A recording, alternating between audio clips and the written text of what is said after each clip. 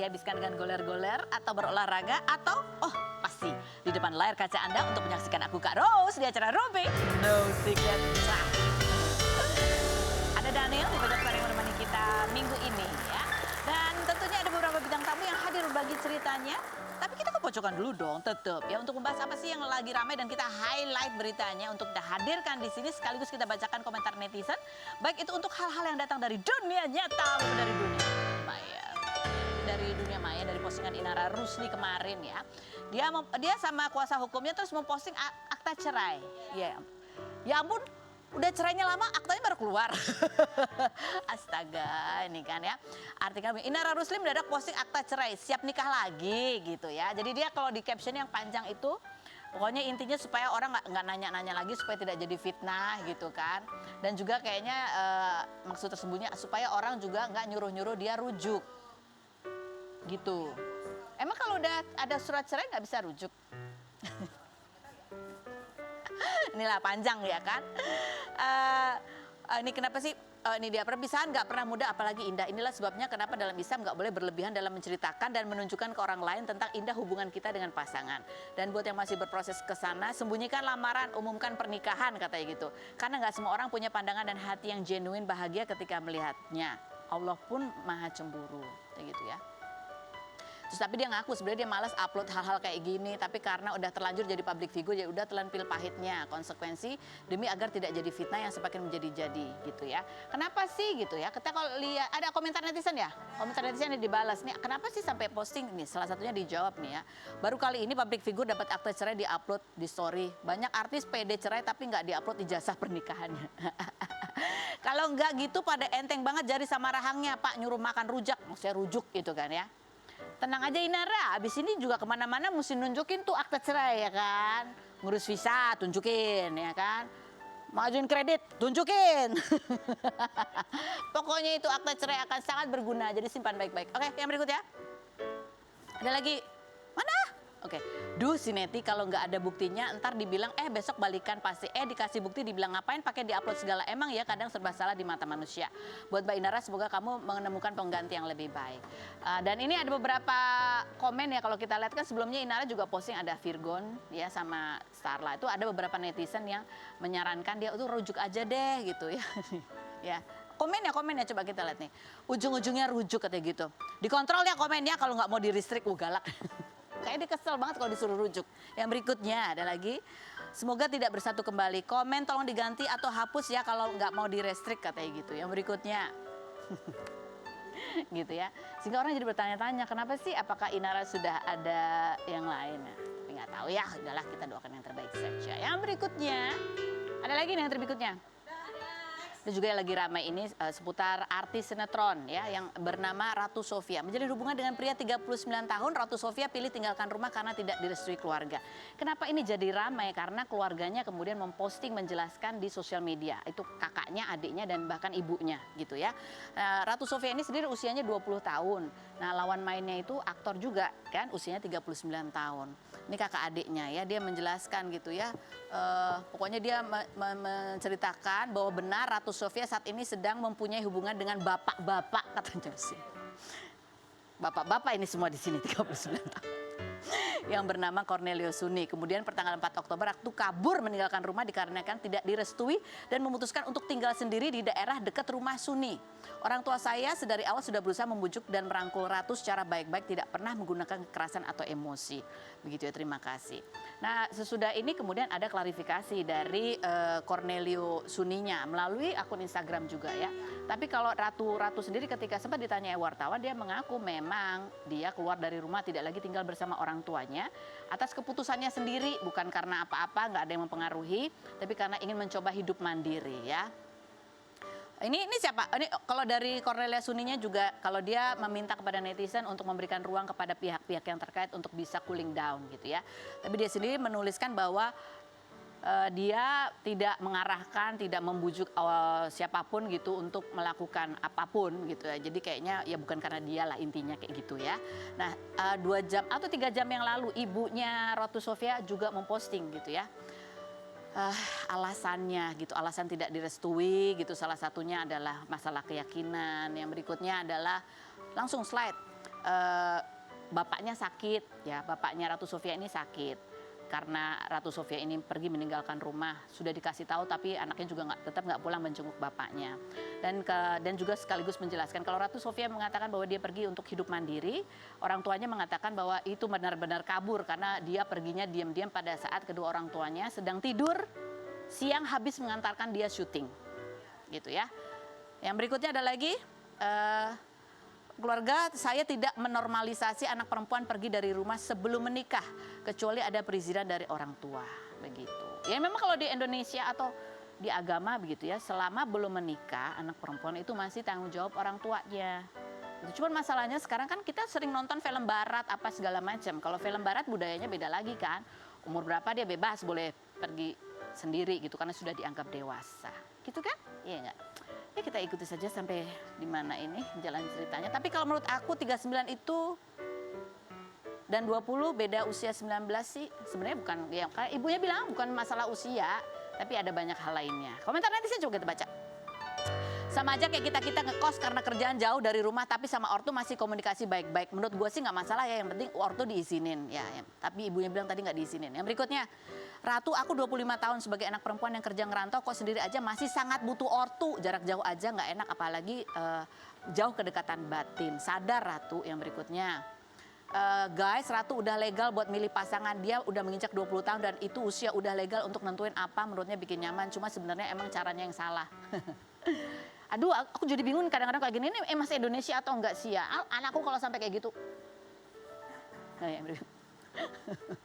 Ratu dengerin mama papa, setiap masalah jangan diselesaikan dengan cara emosi. Kalau memang pria itu baik buat Ratu, tunjukin dia layak menghargai orang tua kandung Ratu yang selama ini dari Ratu masih dalam kandungan selalu menjaga Ratu dengan baik. Begitulah ya, begitulah. Oke baik, kita menuju ke bintang tamu kita yang pertama. Ada siapa? Ada Roy Martin yang masih banyak fansnya, cewek-cewek di mana-mana. Kita juga mau bahas dua anaknya yang masih jomblo. Ini gimana sih? Kok bisa anaknya dua laki-laki masih jomblo aja? Kita lihat dulu profilnya berikut ini. Baik, kita sudah bersama dengan Om Roy Martin. Aku panggil Om karena aku kan seangkatan sama Gempi. Loh salah. Om Roy apa kabar? Selalu baik. Selalu baik, alhamdulillah. Ini kita lihat di postingan Om Roy kemarin sama Bang Haji Roma Irama gitu ya. Yang menarik adalah di bawah itu ada komentar netizennya gitu ya. Bilang gini, Om, ya bunyinya apa sih komentar netizennya? Cek DM Pak. Terus dijawab, maaf saya gaptek. Nomor, terus itu ditanya lagi, nomor WA ada Om. Nah. Oke, saya nggak baca ini. Sekali lagi minta maaf. Saya memang gaptek, jadi yang posting itu selalu istri saya atau anak saya. Oh, dia jawab komen siapa? Istri saya. Saya nggak tahu DM itu apa aja, saya nggak, sejujurnya DM itu apa aja saya nggak tahu. Nggak tahu, benar. Nggak tahu apa itu. Yang posting nggak pernah Om Roy? Ada istri, ada anak, kadang-kadang Gibran, tolong postingin ini dong. Apa tulisannya gini, gitu. Oh gitu. Saya cuma bisa WA doang. WA doang? Iya. Oh, jadi ini ada yang minta nomor WA nggak dikasih ya jadinya ya? Boleh kasih. Japri Anda. Siapa tahu mau ngirim cek atau apa. Iya betul. DM itu direct message Om. Oh direct message. Jadi nggak kelihatan, jadi kayak Japri itu namanya, jalur pribadi. Japri, ya, gitu. Aku baru mau nanya. Ini Om, kalau kata istrinya ya, cerita nggak sih, banyak nggak sih di DM Instagram gitu cewek-cewek yang masih godain Om Roy? Sekali lagi saya nggak tahu, tapi katanya banyak. Saya kan nggak bisa buka DM-nya itu kayak apa. Cara buka DM saya nggak tahu. Jadi kata istri saya itu banyak tuh DM. Tapi dia nggak buka, jadi saya juga nggak tahu. Begitu kita buka udah hilang semua karena udah lama kan. Oh, udah lama atau dihapus-hapusin? Nggak ngerti cara ngapusin. Kalau Gibran cerita apa? Kan dia suka baca juga nggak DM-nya? Enggak. Begitu saya, tolong dong, ini katanya ada DM, tolong bukain caranya gimana. Ya, udah pada hilang Pak, kan. Ya, udah. Atau mungkin dia hilangin. Dihapus kayaknya Pak Gibran. Oke, berikutnya juga rame nih Om, ini statementnya Om Roy lagi soal Gading ya kan. Sempat ditanya, terus ini nasihatnya Om Roy sendiri buat Gading adalah supaya dia cepet-cepet kalau mau menikah, ingat umur karena kasihan istrinya gitu ya. Ya, kan gini. Ingatan purba kita. Ingatan purba. Ingatan purba kita adalah meregenerasi diri kita, yaitu beranak pinak, Iya. beranak cucu, Iya. supaya diri kita ada di, kan itu ingatan purba kita. Iya. Kayak tumbuh-tumbuhan juga menyebarkan benihnya. Iya. Demikian juga manusia. Iya. Mungkin insting itu ya, Iya. menyebarkan. Ah, kalau umur kita terlalu lama, kasihan istri anak-anaknya nanti. Bayangin kalau umur 60 baru punya anak. Nganterin anaknya SD, dipikir opanya. Ini opanya kok baik banget nganterin padahal anaknya. Ini kemarin terakhir kita ketemu di waktu itu wawancara di PIK gitu ya kan Om Roy masih kelihatan santai-santai aja gitu. Tapi sekarang kenapa tiba-tiba tercetus ayo buruan ingat Enggak, umur. saya tetap tidak tidak mendorong, enggak. Mengingatkan bahwa ada limit umur. Ya, ada limit umur, ada batas umur di mana nanti kasihan anaknya Ya, bapaknya ketuaan gitu ya.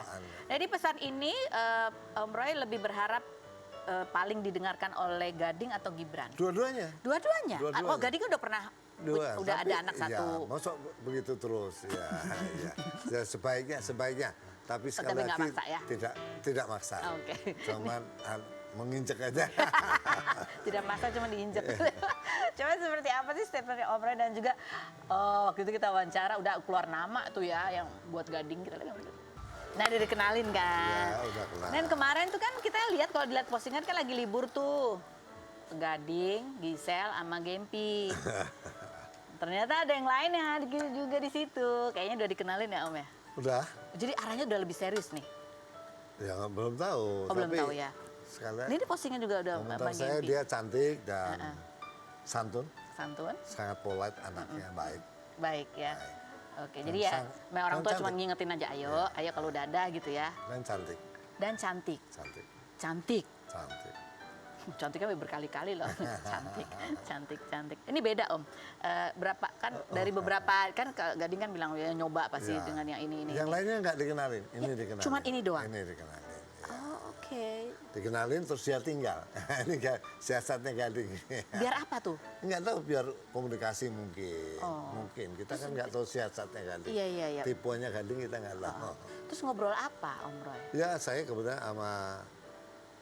sama anak kita bertiga ngobrol di nasi temongnya Gading. Ya, kita ngobrol santai aja, tapi dari ngobrol itu kan kita tahu ini anak energinya yang kita baca kan energinya baik. Baik gitu ya.